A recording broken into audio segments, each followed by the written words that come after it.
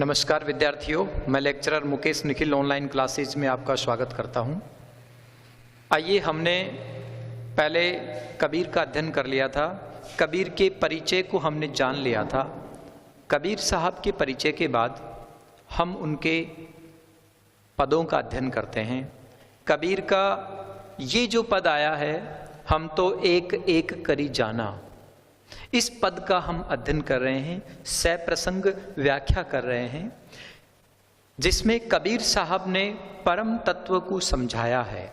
और कबीर साहब ने परम तत्व की व्याख्या इस पद के माध्यम से, इस रामायणी के माध्यम से स्पष्ट किया है कि आखिर परमात्मा कैसे हैं, क्या है।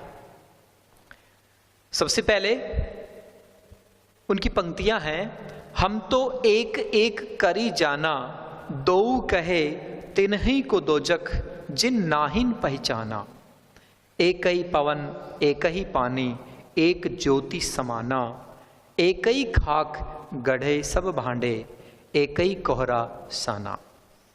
जैसे बाढ़ी काष्ठ ही काटे, अग्नि न काटे कोई, सब घट अंतर तू ही व्यापक, धरे स्वरूपे सोई। माया देखी के जगत लुभाना, काहे रे नर गरबाना, निर्भय भया कछु नहीं व्यापे, कहे कबीर दीवाना। पंक्तियों में कबीर साहब हमें स्पष्ट कर रहे हैं, जैसा कि हम जानते हैं हिंदी साहित्य की भक्तिकालीन परंपरा में निर्गुण निराकार के संत कवि के रूप में कबीर साहब का बड़ा योगदान है। कबीर साहब ने अपने विचारों में वेदांत के अद्वैतवाद को स्पष्ट किया है। तो वेदांत का जो अद्वैतवाद है, उसी का दर्शन इन पंक्तियों में स्पष्ट हुआ है। कबीर साहब कहते हैं, हम तो एक एक करी जाना। शुरुआत में वो ये समझाना चाहते हैं, बताना चाहते हैं कि हमने तो, अर्थात मैंने तो, संत कबीर स्वयं कह रहे हैं कि मैंने तो ईश्वर को इस तरह से जाना है। कैसे जाना? एक एक करी जाना। मैंने तो सब में एक ही ईश्वर को जाना है। मैंने तो एक ही परम तत्व का अस्तित्व पूरे ब्रह्मांड में देखा है, माना है। मेरी ये मान्यता है कि कण कण में वही परम तत्व विराजमान है, दूसरी कोई चीज है ही नहीं। जहां देखो वहां वही है। मुर्शिद तेरा नजारा तो ही तू, हे परम तत्व है, सब कुछ तेरा है।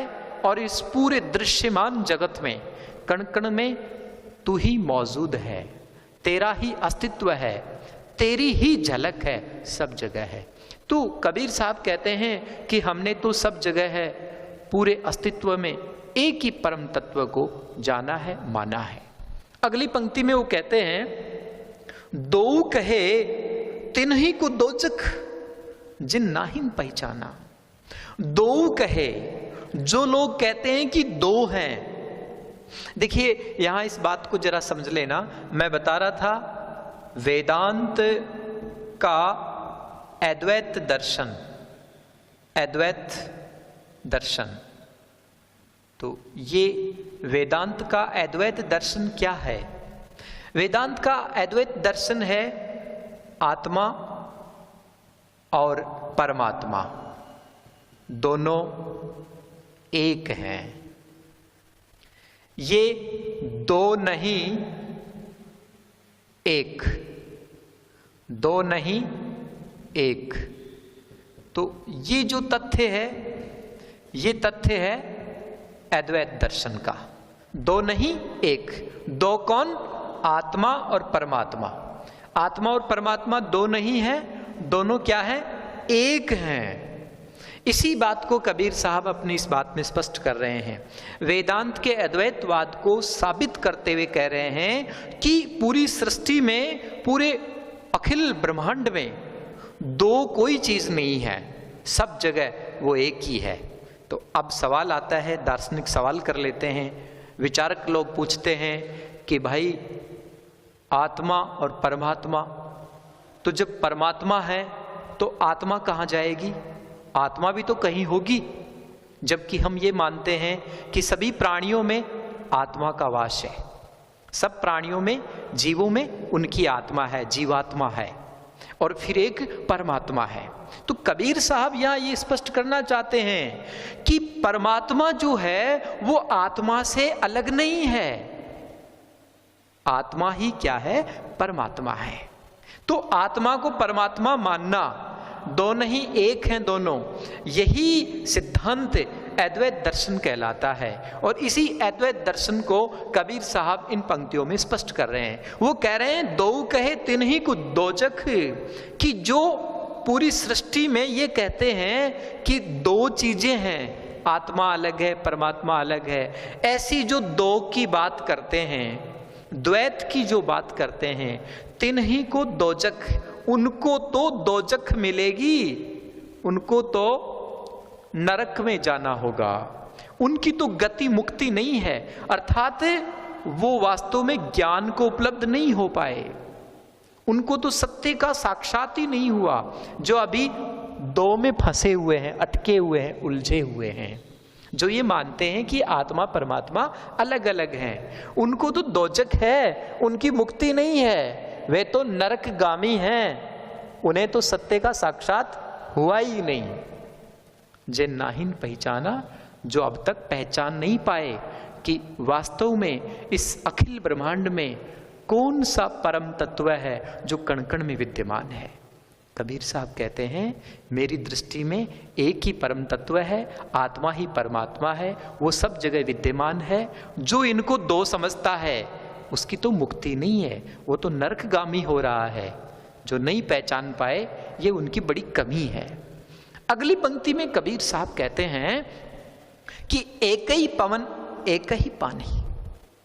हे संतो, इस संसार में दो क्या है, द्वैत कहां है, द्वैत तो कहीं नहीं है, सब कुछ एक ही तो है। पूरे अखिल ब्रह्मांड में एक ही पवन है, एक ही पानी है और एक ही प्रकाश है, जो सभी प्राणियों में पूरे अस्तित्व में समाया हुआ है। ये सब चीजों का एकत्व है, एक तत्व है इन सब में, इन सब में कोई फर्क नहीं है, इन सब चीजों को हम अलग अलग नहीं कर सकते, भेद नहीं कर सकते, ये अभेद हैं, ये अखंड हैं, ये सर्वव्यापी चीजें हैं और सब जगह इनका एक सा विस्तार है। एक ही खाक गढ़े सब भांडे।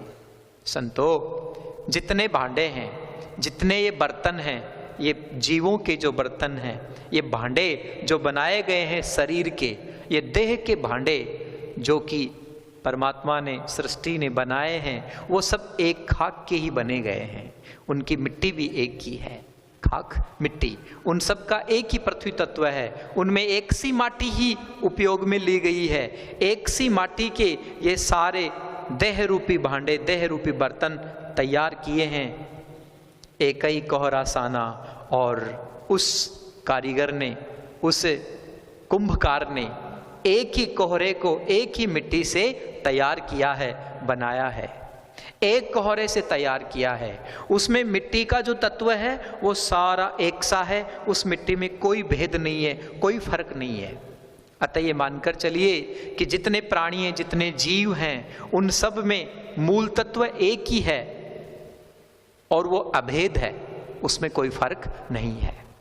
आगे फिर अगली पंक्तियों में कबीर साहब इस बात को और आगे स्पष्ट करते हुए कहते हैं कि जैसे बाढ़ी काष्ठ ही काटे, अग्नि न काटे कोई। वो कहते हैं कि जिस प्रकार से बढ़ई जो होता है काष्ठ ही काटे, वो लकड़ी को तो काट सकता है, बढ़ई लकड़ी को काट सकता है, अग्नि न काटे कोई, लेकिन कोई भी ऐसा कारीगर नहीं है जो अग्नि को काट कर दिखा दे।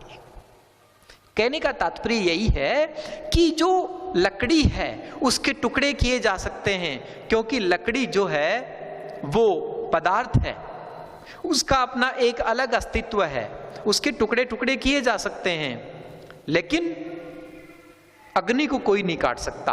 अग्नि एक ऐसा तत्व है जो जैसा है अपने अखंड रूप में है। तो जिस प्रकार से अग्नि के टुकड़े नहीं किए जा सकते, उसको काटा नहीं जा सकता, काट के अलग अलग नहीं रखा जा सकता उसको, उसी तरह से सभी प्राणियों में जो सर्वव्यापक परमात्मा है उसे अलग अलग नहीं किया जा सकता। वो एक ही तत्व है जो कण कण में मौजूद है। और उसके बाद अगली पंक्ति में कबीर साहब कहते हैं, सब घट अंतर तू ही व्यापक, हे ईश्वर, हे परमात्मा, हे मालिक, सब घट अंतर तू ही व्यापक। सभी के घट में, सभी के प्राणस चेतना में, सभी के अंतर मन में हे ईश्वर तू ही व्यापक है, तू ही विराजमान है, सबके दिल में तू ही बसता है।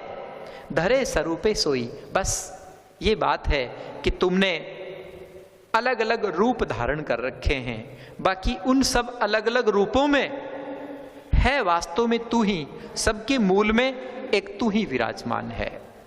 अब ये तो नजरिया है कि कोई उन अलग अलग रूपों को देख रहा है या उन अलग अलग रूपों के भीतर निहित उस एक परम तत्व को पहचान रहा हो।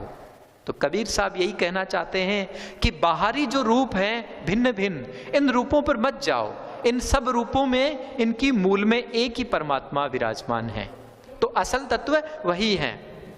माया देखी के जगत लुभाना, माया को देखकर हे मनुष्य, हे उलझे हुए इंसान, तू संसार की माया को देखकर जगत लुभाना, इस संसार के लोभ लालच में पड़ गया और असल और मूल तत्व को भूल गया। काहे रे नर गर्वाना, अरे इंसान तू किस बात पर गर्व कर रहा है, तू किस बात पर पागल बने घूम रहा है, किस बात का अहंकार है इस संसार में। जरा सी माया देख के तू अपने आप को बहुत बड़ा अमीर समझ रहा है, बड़ा मायावी समझ रहा है, क्यों तू इस मृग मरीचिका में फंस गया है। अरे इंसान किस बात का गर्व करता है, तू किस बात का घमंड और अहंकार करता है। निर्भय भया कछु नहीं व्यापे, कहे कबीर दीवाना। दीवाने कबीर कहते हैं, इंसान, अरे मनुष्य, इन सब मायावी संसार के जाल से निकल जाओ, सत्य को समझो। जिस दिन तुम सत्य को समझ जाओगे निर्भीक हो जाओगे, संसार के तमाम भयों से मुक्त हो जाओगे, कछु नहीं व्यापे। उसके बाद तुम में किसी भी तरह का अज्ञान नहीं व्यापेगा, किसी भी तरह का पागलपन तुम पर नहीं असर करेगा। तुम हर तरह से निर्भीक हो जाओगे, निश्चिंत हो जाओगे, निडर हो जाओगे, कहे कबीर दीवाना। इस प्रकार संत कबीर हमें शिक्षा देते हैं। संत कबीर कहते हैं कि हमें जीवन में और इस ब्रह्मांड को इस नज़रिए से समझना चाहिए कि पूरे अखिल ब्रह्मांड में एक ही परम तत्व का वास है, कोई कुछ भी भिन्न नहीं है। जो बाहर से चेहरे भिन्न दिखते हैं, उनके भीतर, उनके घट में एक ही परमात्मा का वास है। इस प्रकार से कबीर साहब ने अद्वैत दर्शन को स्पष्ट करते हुए इस पद में ये स्पष्ट किया है कि आत्मा परमात्मा एक ही है। धन्यवाद।